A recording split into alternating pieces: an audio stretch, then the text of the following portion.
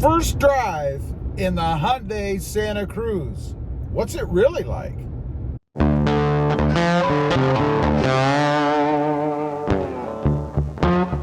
Well, good afternoon, everybody, and welcome back to Robotive MT. That's right, we have a Hyundai Santa Cruz. This is the first drive. Just left the dealership a few minutes ago.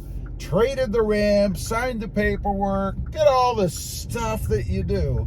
By the way, I did have to wait. The dealership did not have any in stock, so I took one out of allocation that they had coming. Happened to be the right trim and the right color for what I was looking for, so I lucked out a little bit there. We'll go over the details of the deal and all that stuff later. But today, we're taking our first drive in the Santa Cruz, literally.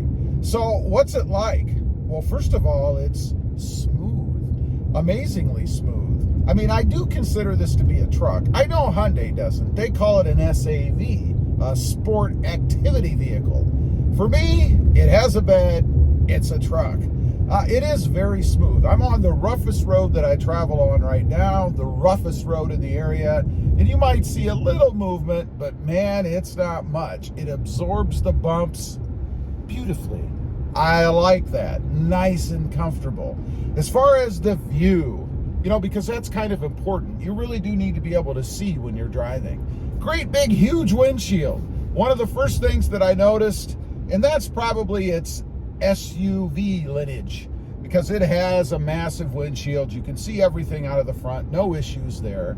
A couple of things I have noticed. Of course, the rear view window back there, or the rear window, is rather short, rather small. It's not that you can't see out of it. You can, but it's a little bit different than a lot of the other trucks out there. You can see a little bit better out of those. A lot of folks, a few videos I've seen, have mentioned about the view out of the sides, the pillars in the back. You can see that one right there. It's not too bad. I mean, you do have a blind spot, but you have a blind spot in every vehicle. There's always going to be a blind spot in that back corner. It's a little bit bigger in this truck, but I have to say, so far in my short time in the driver's seat, it hasn't really been any issue for me. I really don't even notice it. Out of the sides, it's fine. Not a big blind spot here or anything.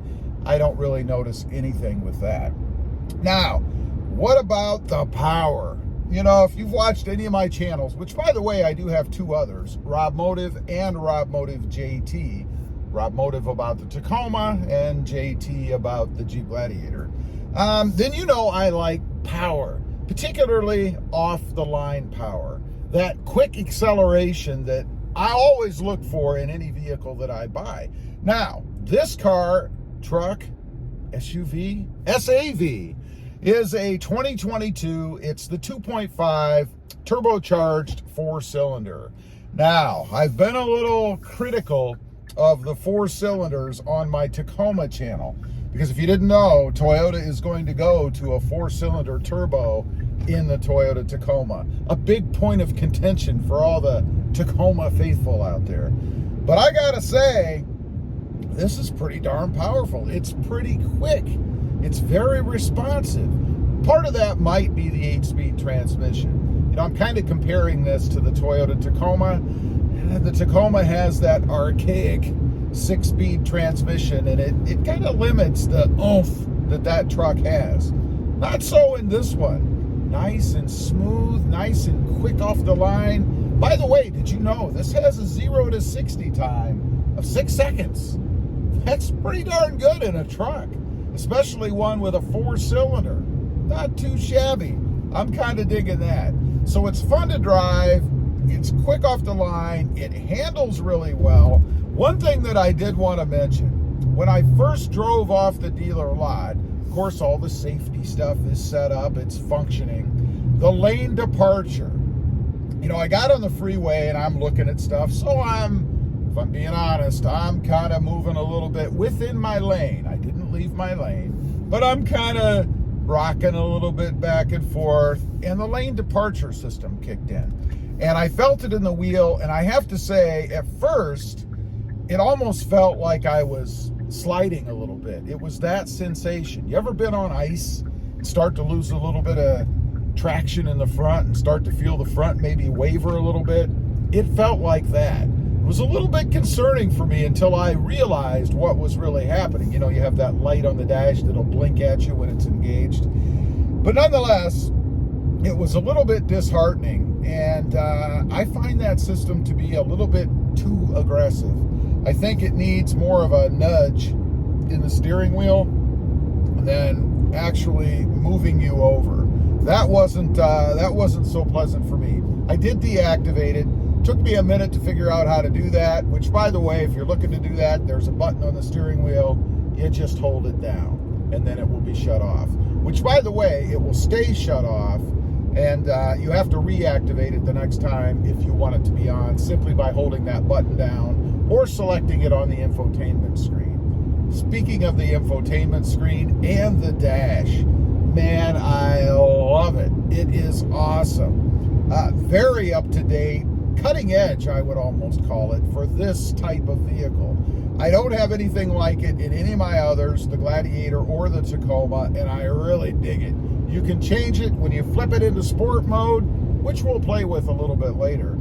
It changes to this red, mean, aggressive-looking screen. Pretty darn cool. The radio setup, the whole area there that has the HVAC controls and all that stuff, I think that's pretty cool too. Now, there have been a few people that have dogged it because of its piano type finish. I'm sure it's going to show fingerprints and stuff.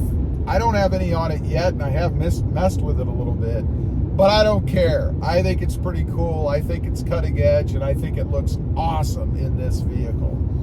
The appearance of it, the last thing I'll mention, it is unique, let's say. I think this is another one of those polarizing vehicles that either you like it or you don't like it.